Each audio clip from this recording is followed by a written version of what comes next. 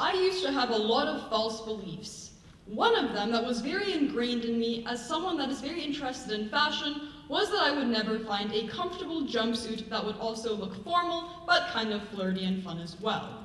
Lo and behold, look at my beautiful jumpsuit. It is fun, flirty, fresh, and also slightly cash. Some people may disagree. Either way, I've been in this thing this entire day, and I'm extremely comfortable. I'm also having a great time because I feel confident, I feel happy, and I think I look awesome. So, ladies and gentlemen, today my topic is, it's kind of fun to do the impossible. Now, I used to think that finding such an awesome jumpsuit was impossible. Lo and behold, here I am, having a great time in this jumpsuit. And I want to talk to you about how the most rewarding experiences, the most interesting stories, and the best successes come from doing something that people think that you cannot do, or you yourself, perhaps, think that you cannot do. Now, I want to discuss this with 3 examples in 3 different categories. First, I want to talk about business and feminism. Now, I'm a diehard feminist, shameless, and someone that really inspires me is Mary Wells Lawrence. If you're a Mad Men fan, she's been referred to as the modern Peggy Olson. Now, she lived in New York in the 1990s and early 50s and 60s.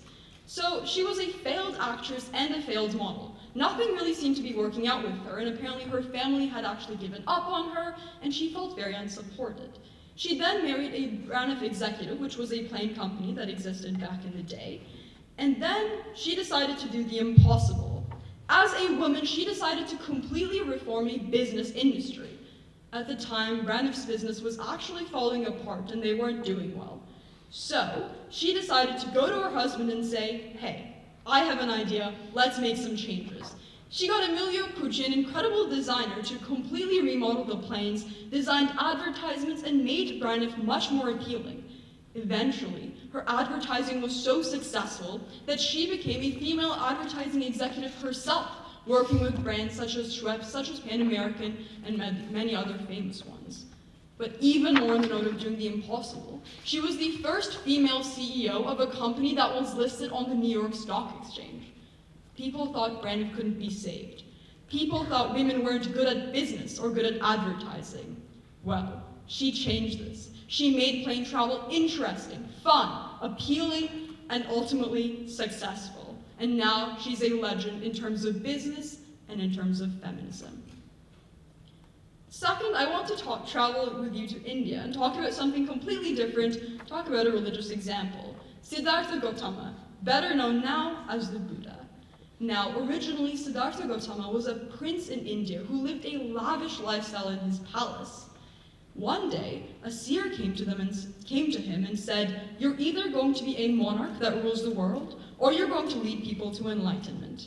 His family obviously supported the monarch option, saying, you're going to rule the world, you're going to be a great success. Eventually, he decided to do the impossible, what was considered extremely unorthodox and really discouraged, and he decided to step outside of his palace. He saw the suffering in the slums of India. He saw the suffering of his people, and he decided to do what he perceived and his family perceived as the impossible, and go out in the slums, and instead choose the path to lead people to enlightenment, ultimately creating the religion known as Buddhism today and becoming an incredible religious leader. Now, let's go back to the US and let's talk about another incredible female role model, someone I think is really underrated and really should be talked about more, Eleanor Roosevelt. She's most famously known as being Franklin Delano Roosevelt's wife, but I think that is a gross mischaracterization of this incredibly inspiring woman. In 1918, what she discovered while she was First Lady was actually love letters between FDR and his social secretary.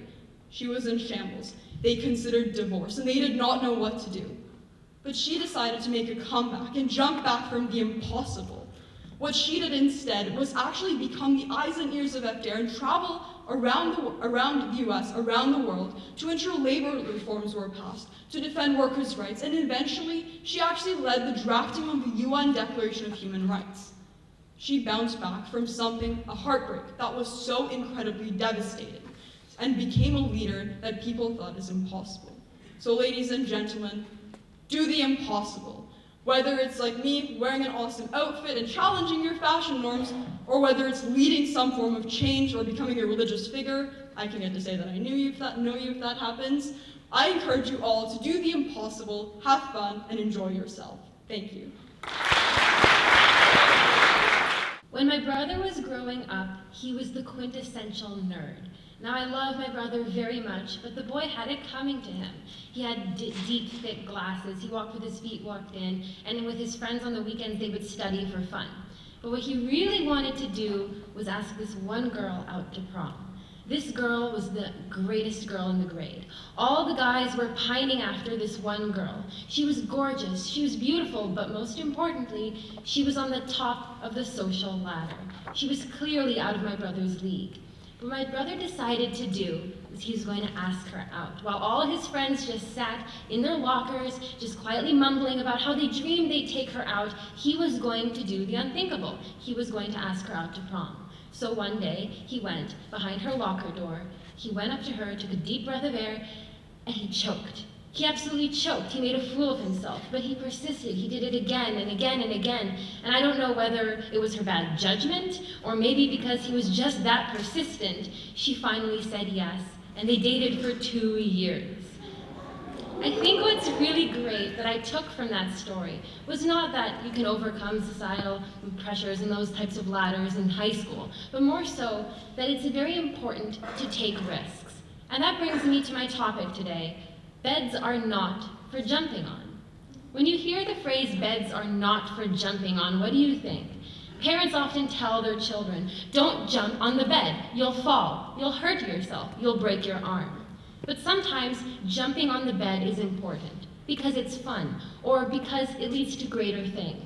Jumping on the bed is a risk that we all have to take, like my brother did to ask that girl out. Had he not jumped on the bed, he would have never dated that girl for 2 years. There are some people who change the world, who change society as a whole, and those are the people that go against their parents and jump on the bed. And there's one person who always jumped on the bed, and his name was Bill Gates.